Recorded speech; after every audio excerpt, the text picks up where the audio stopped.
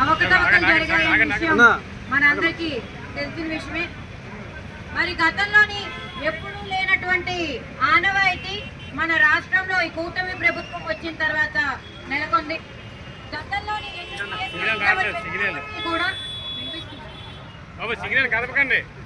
ఎన్ని ఎగ్జామ్లు పెట్టినప్పటికీ కూడా తర్వాత ఎవరైతే టీచర్ల కింద రిక్రూట్ అయ్యారో వాళ్ళందరి మెరిట్ లిస్టు కూడా కలెక్టర్ ఆఫీస్ బయట ఒక డిస్ప్లే బోర్డులో పెట్టేవారు.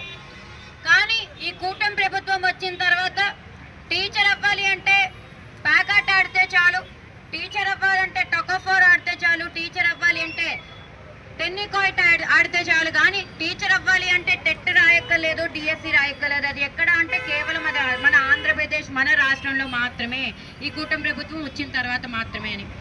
మరి ఈరోజు డిఎస్సిలోని అవకతవకలు జరిగాయి. మీ వాళ్ళకే మీరు ఉద్యోగాలు ఇచ్చుకున్నారు.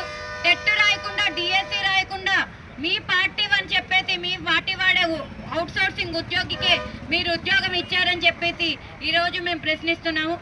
దానిలో భాగంగా ఎగ్జామ్ పేపర్ ఎవరైతే ప్రిపేర్ చేశారో ఆ పేపర్ అనేది లీక్ అయ్యింది, మీ వాడికే మీరు ఉద్యోగం ఇచ్చుకున్నారని ఈరోజు మేమందరం కూడా ప్రశ్నిస్తున్నప్పటికీ కూడా కూటమి ప్రభుత్వం కనీసం అంటే కనీసం స్పందించని పరిస్థితిలో ఈరోజు మన రాష్ట్రంలో కనిపిస్తుంది.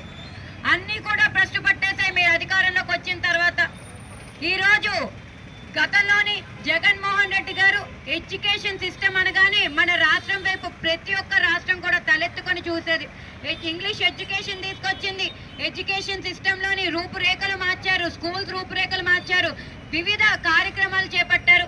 ఈరోజు మళ్ళీ మీ కూటమి ప్రభుత్వం వచ్చిన తర్వాత పేపర్లు లీక్ చేసి పిల్లల భవిష్యత్తుని మీరు ఈరోజు మోసపూర్వకంగా ఈరోజు పిల్లల భవిష్యత్తుని మార్చేస్తున్నారు. నిజంగా డిఎస్సిలోని అవకతవకలు జరగకపోతే ఒకటే ప్రశ్నిస్తున్నాము, మీరు స్పోర్ట్స్ కోటాలోని మీ వాడికే ఉద్యోగం ఇచ్చారా లేదా అని ప్రశ్నిస్తున్నాము.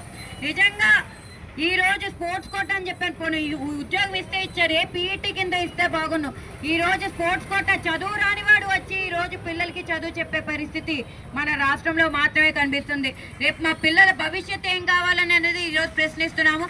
నిజంగా మీరు మోసం చేయలే, నిజంగా మీరు అవినీతి చేయలేదంటే డిఎస్సి మీద సిబిఐ ఎంక్వైరీ తక్షణమే చేపట్టాలని చెప్పి వైఎస్ఆర్సీపీ డిమాండ్ చేస్తుంది. దాంతో పాటు మెరిట్ లిస్ట్ అనేది శ్వేతపత్రం రూపాన బయటికి రిలీజ్ చేయాలని, ఎవరైతే ఇనెలిజిబుల్